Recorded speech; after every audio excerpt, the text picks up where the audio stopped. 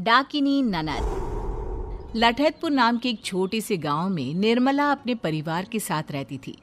निर्मला के बेटे बहू बहुत ही अच्छे थे और उसकी बहुत इज्जत करते थे, पर इतने खुशहाल परिवार पर दुखों का पहाड़ टूटने वाला था।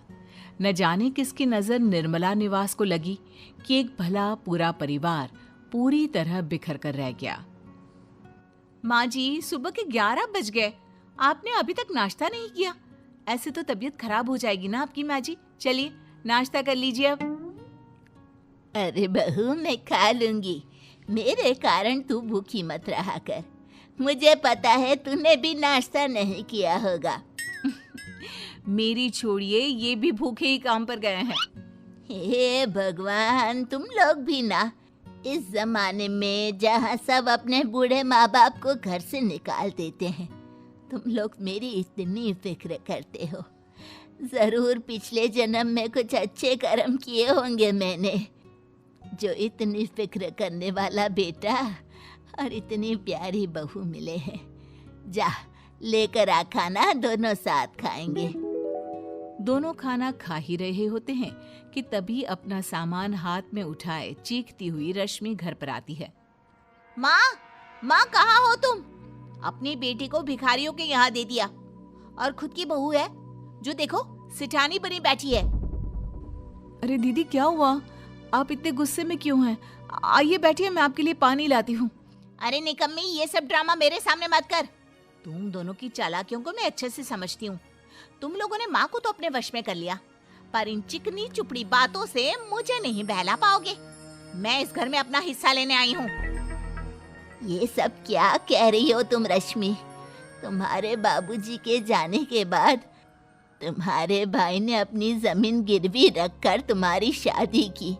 जो कुछ भी हमारे पास था सब कुछ तुम्हारी शादी में लगा दिया, और दामाद जी के पास तो किसी चीज की कमी नहीं है।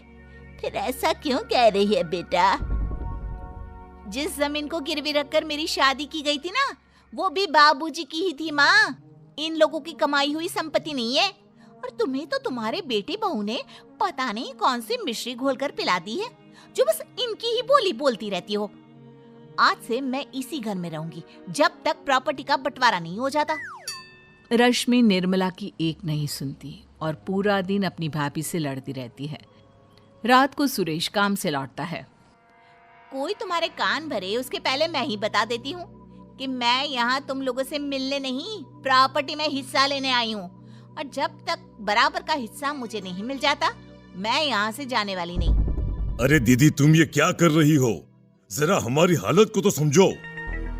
रश्मि किसी की एक नहीं सुनती और अगले ही दिन अपने भाई पर मुकदमा कर देती है। मुकदमा करने के बाद वो एक लॉयर से मिलने जाती है। देखिए रश्मि जी, केस तो आपके भाई के फेवर में है। मुझे तो ये केस हमारे हाथों से जाता हुआ दिख रहा है। जाता हुआ लग रहा होगा, पर मैं जाने नहीं दूंगी। अब मुझे दूसरा रास्ता ही अपनाना होगा वकील साहब। जायदाद की लालच रश्मि को अंधा कर देती है और वो सीधे स्मशान घाट के एक तांत्रिक के पास पहुंचती है। ये लीजिए बाबा, मेरे भाइयों की तस्वीर। कुछ ऐसा कीजिए कि ये लोग ऐसी परेशानी में फंसे कि उसी में उलझे रहे और ये घर मेरा हो जाए। बाबा रश्मि को एक लाल कपड़े में कीले और पीले सरसों बांध कर देते हुए कहते हैं, बस इस लाल कपड़े को रात को ठीक 3 बजे तेरे भाई के खेत की जमीन में दबा देना। उसके बाद इसका जादू देखना। रश्मि बिल्कुल वैसा ही करती है और अगले ही दिन जब सूरज खेत पर जाता है, उसका पैर जैसे ही उस हिस्से में पड़ता है जहां रश्मि ने कीले गड़ी थी, उसे खून की उल्टियां होने लगती है और उसकी तबीयत बहुत बिगड़ जाती है। आनन फानन में उसे घर पर लाया जाता है। दवाई लेकर सूरज अपने कमरे में सो रहा होता है, तभी उसे ऐसा लगता है मानो कोई उसके सिरहाने बैठा हो। कौन है? कौन है? तभी कमरे में एक रोशनी आती है जो सीधा उस औरत पर पड़ती है जो सूरज के सिरहाने बैठी थी। उसके खुले बाल उसके चेहरे पर इस तरह ढके हुए थे कि उसका चेहरा देख पाना मुश्किल लग रहा था। अपने बालों को हटाती हुई वो सूरज की ओर देखती है। तेरी बहन ने मुझे भेजा है तुझे साथ लाने को। चलना, चल।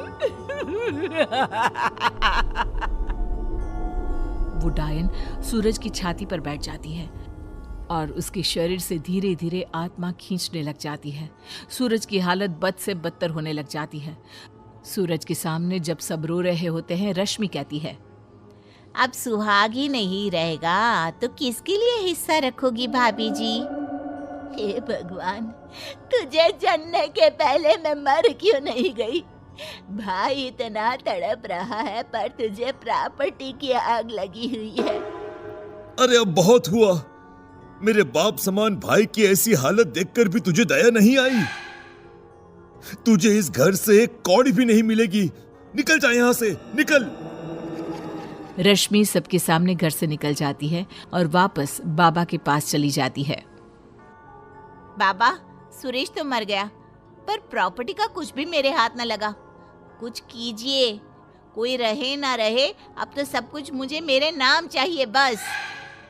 बाबा रश्मि को राख और एक शीशे की कटोरी देते हुए कहते हैं, ये लो, इस कटोरी को अपने घर की छत पर तोड़ देना और इस राख को अपने घर के चारों ओर बिखेर देना। फिर वो घर हमेशा के लिए तुम्हारा होगा। पर याद रखना, ये काला जादू जितना देता है उससे ज्यादा लेता भी है। क्या ले लेगा मेरा? मैं नहीं डरती किसी से। रश्मि रात के अंधेरे में कटोरी और राख